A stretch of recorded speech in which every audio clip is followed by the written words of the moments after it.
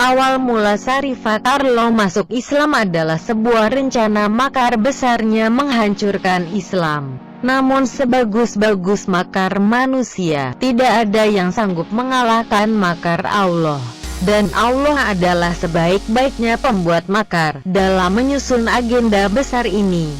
Syarifah Carlo ingin menggunakan posisi di pemerintahan Amerika Serikat untuk memajukan tujuan.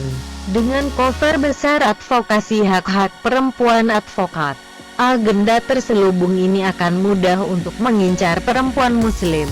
Syarifah diberitahu bahwa jika dia belajar hubungan internasional dengan penekanan Timur Tengah, dia akan dijamin bekerja di kedutaan besar Amerika di Mesir, kata dia. Saya pikir ini adalah ide yang bagus. Saya telah melihat perempuan muslim di TV. Dan saya tahu mereka adalah kelompok tertindas yang miskin. Dan saya ingin membawa mereka pada cahaya kebebasan abad ke-20. Dengan maksud itu Syarifah masuk perguruan tinggi. Dia mempelajari Al-Quran, hadits dan sejarah Islam. Dia belajar bagaimana untuk memelintir kata-kata. Untuk mengatakan apa yang harus mereka katakan itu adalah metode yang berharga. Tapi setelah mulai belajar, muncul perasaan yang tidak diharapkan terjadi. Yakni dia malah tertarik dengan Islam itu sendiri. Tidak masuk akal. Ketertarikan ini bagi dia sangat menakutkan, dan harus dia cegah. Oleh karena itu dalam rangka untuk melawan efek ini, Syarifah mulai mengikuti kelas pelajaran agama Kristen. Saya memilih kelas dengan dosen yang memiliki reputasi yang baik, dan memiliki gelar PhD teologi dari Universitas Harvard. Dengan dosen itu dia merasa berada di tangan yang tepat. Cara ini akan meningkatkan iman kekristenan pada dirinya. Tapi ternyata bahwa profesor itu adalah seorang Kristen Unitarian. Dosen tersebut tidak percaya pada Trinitas atau ketuhanan Yesus.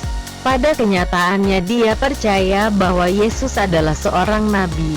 Profesor tersebut mengambil Alkitab dari sumbernya dalam bahasa Yunani, Ibrani dan Aram, dan menunjukkan bagaimana kitab-kitab itu diubah.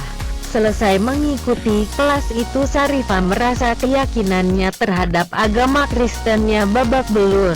Tapi dia masih belum siap untuk menerima Islam. Seiring berjalannya waktu dia masih terus belajar.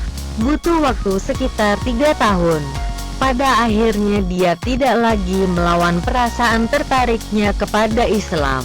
Saat itu dia mulai mempertanyakan Muslim tentang keyakinan mereka.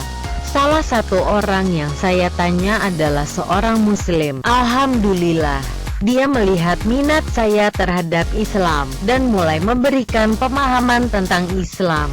Dia membimbing saya di setiap kesempatan yang muncul dengan sendirinya. Jelas Syarifah ketika menceritakan awal keislamannya.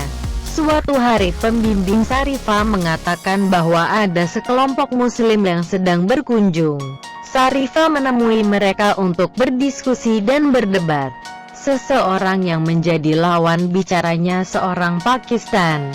Ternyata sangat luas ilmunya dalam hal kekristenan. Dia dan orang Muslim tersebut berdiskusi dan berdebat soal Alkitab dan Quran sampai pagi. Pada titik itu setelah mendengarkan pria Pakistan itu, Syarifah ditawari untuk menjadi seorang Muslim. Selama 3 tahun mencari dan meneliti, tidak seorang pun pernah menawari saya masuk Islam. Saya telah diajarkan berdebat dan bahkan menghina Islam. Tetapi tidak pernah saya ditawari masuk Islam. Saya sendiri menyadari hal ini hanya soal waktu. Saya tahu itu kebenaran dan saya harus membuat keputusan. Alhamdulillah Allah membuka hati saya. Dan saya berkata, ya, saya ingin menjadi seorang Muslim. Orang itu menuntun Syarifah mengucapkan syahadat. Saya bersumpah demi Allah bahwa ketika saya mengucapkan syahadat, saya merasakan sensasi yang aneh. Saya merasa seolah-olah begitu besar. Saya tersentak.